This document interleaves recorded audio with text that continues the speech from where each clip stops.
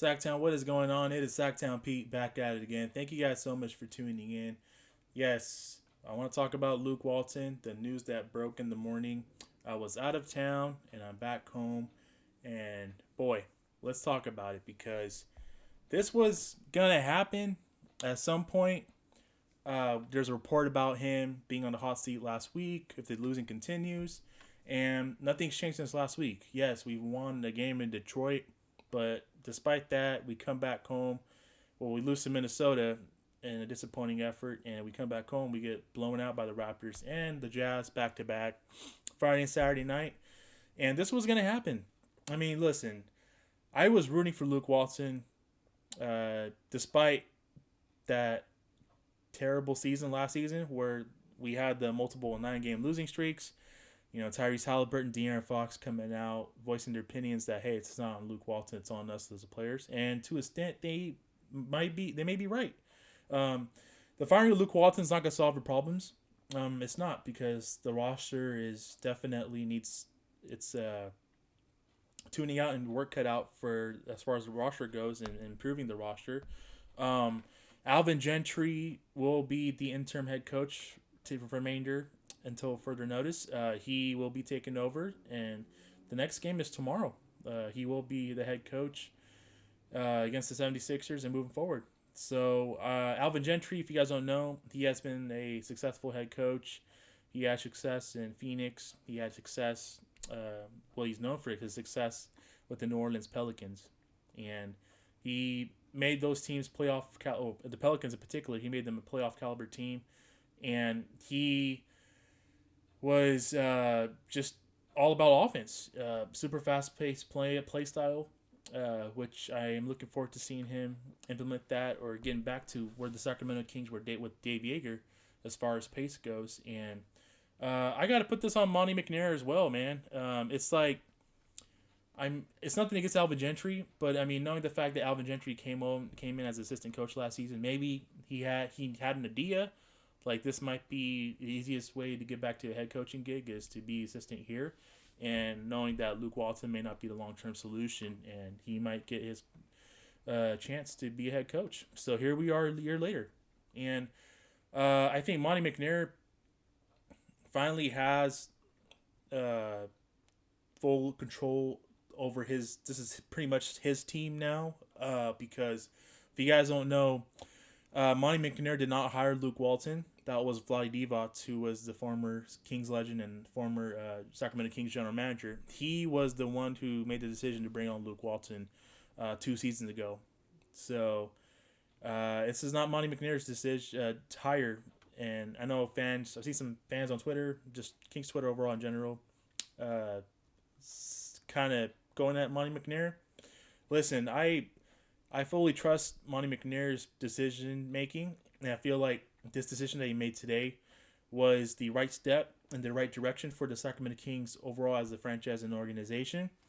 But I feel like he should have pulled this. He should have decided the Luke Walton era to end over the summer. Now it's kind of like, okay, Gentry's taken over. We don't know how this rest of the season is going to go. And then after this season, what do? Do you bring in the guy who you want to bring in, or do you rock it out with Alvin Gentry? And I think a lot of that's going to decide on how Alvin Gentry's tenure is going to be now, starting tomorrow night. I think this is going to be great for Marvin Bagley, because you can just see that Marvin Bagley and Luke Walton, they had their differences, and obviously with Bagley's bro and dad getting involved, and Luke Walton and whatnot. I think that Marv is going to get some playing time. Potentially, if I had it my way, if I was Alvin Gentry, Marvin Bagley is your best power forward on your team. He's better than Chimezie Metu. He's better than Tristan Thompson. Better than Jones. He's your former number 2 overall pick. So I think, why not start him? I mean, you might as well. You might as well start him now since Walton is gone. And I think that was one of Walton's deficiencies. Like, dude, how the heck are you not going to start your number 2 overall pick? Or how the heck is he not going to be in your rotation from the beginning of the season? I mean, I can go on and on about it, but it just doesn't make any sense. And now the fact that the reports came out that he was in the hot seat last week, Then he gets Bagley playing time the last couple of games, and now he's gone. So it's like, I think a big part of his firing was dismissal, should I say, is due to not playing Marvin Bagley. That's one of the things I think. And I'm happy Marvin Bagley. I'm happy for him. I think this is an opportunity for Marvin Bagley to really shine or to really get playing time. And it's up to Marvin Bagley now. It really is up to Marvin Bagley to shine and get playing time and be ready. So I also just am not going to miss Luke Walton's late game execution rotations when it comes to taking Davion Mitchell out or in, or you put Buddy Hield in or out. Numerous times I'm shaking my head thinking that we have a Davion Mitchell defensive bona fide star talent sitting on the bench where we needed stops multiple times in the fourth quarter. Perfect example last week against the Wolves. Anthony Edwards takes over the fourth quarter. Davion Mitchell is on the bench, and I'm like, what? Why is Luke Walton not playing him? So I think that those late game execution, those rotations, should I say, kind of was another, thing against Luke Walton. And Davion Mitchell should be getting 25 plus minutes, 30 minutes, because he's the Kings' best defender, and he's defensively fun to watch. And once he gets it going offensively, it's a plus, man. And I feel like Luke Walton failed to experiment that, not giving him more than 20 minutes. I really felt like he deserves 30 plus minutes. I mean, he's arguably our best defender the Kings have ever had in a long, long time. So you got to have defense on the court. So what else can I think of Luke Walton? Just the play calling as well.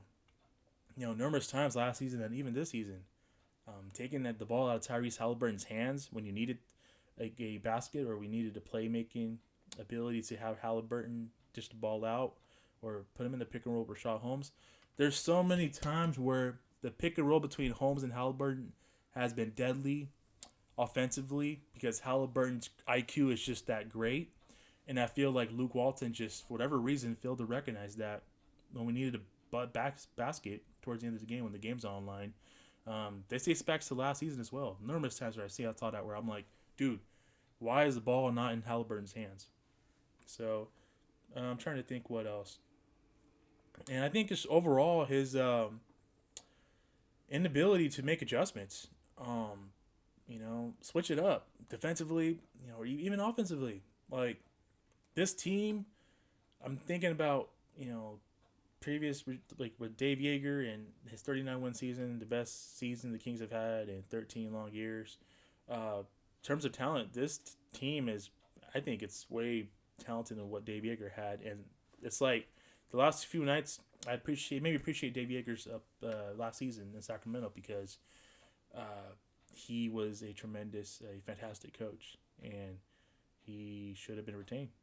So with that being said, I'm looking forward to Alvin Gentry's era. I'm looking forward to seeing how he takes overseas with the team, and I expect the players to play really hard for him.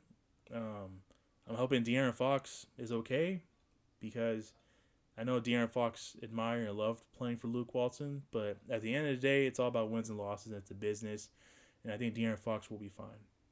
So, and Davion Mitchell, I mean, I want to see him on the court 25, 30 minutes a night. I mean, like I said, he's a very good basketball player, and we need his defense. I mean, it's a given fact. Something's got to give. You got to make adjustments and switch it up. And I feel like Gentry will get the best out of Bagley and Davion Mitchell as well. So, with that being said, Luke Walton's era is over in Sacramento. I know a lot of fans are happy about it. Me personally, myself, I want to thank Luke Walton for giving it his all the 2.5, 3 seasons that he was here with us. Just very unfortunate it didn't work out. First year, 31 wins. Second year, 31 wins. And it's just this season they were just on pace for another 30+ win season. So will that change with Alvin Gentry? It's yet to be determined. We will find out. We will know. I mean, I hate to compare and contrast, but look at the Atlanta Hawks. They made their coaching change early on last season, and look where that got them to all the way to the Eastern Conference Finals. Now they have All-Star on that team and Trae Young. I'm not saying that the Sacramento Kings are going to make it all the way to the Western Conference Finals because it'll be hard to do that without an All-Star on your current roster. And the Kings don't have a All-Star like a Trae Young on their roster. They just don't. So, but it's a step in the right direction, man. It really is a step in the right direction. I really do believe that. We shall see how it goes moving forward. I'm looking forward to seeing tomorrow night's game and how this team responds and plays for Gentry against the Philadelphia 76ers. And moving forward, I'm looking forward to seeing if there's any roster shakeups. And I'm just overall looking forward to seeing how Monte McNair oversees the team now. That this is fully his team now. So, looking forward to it, man. Definitely looking forward to it. Let me know your guys' thoughts about Luke Walton's dismissal. If you're new to my channel, welcome to my channel. Please hit the like and subscribe. I'll greatly appreciate it. And yeah, it's start of a new time in Sacramento. So Luke Walton is out. Alvin Gentry has taken over. And I do want to mention Rico Hines, the player development coach. He actually got promoted to be on the bench now. So he's technically one of the assistant coaches on Alvin Gentry's staff, which is great because I love Rico Hines. Shout out to Rico Hines. I love him, man. Such a good dude. Great person to be around. And just the players admire him. And I feel like he deserves that promotion. So I'm glad to see him stick it out in Sacramento and be on the bench, continue to support the team and the players, and be a part of Alvin Gentry's staff. So, with that being said, guys, that's gonna do it for me for tonight's video. Thank you so much for tuning in. I really do appreciate it. You guys take care. God bless. Have a good night. I will catch you guys in my next video. Peace.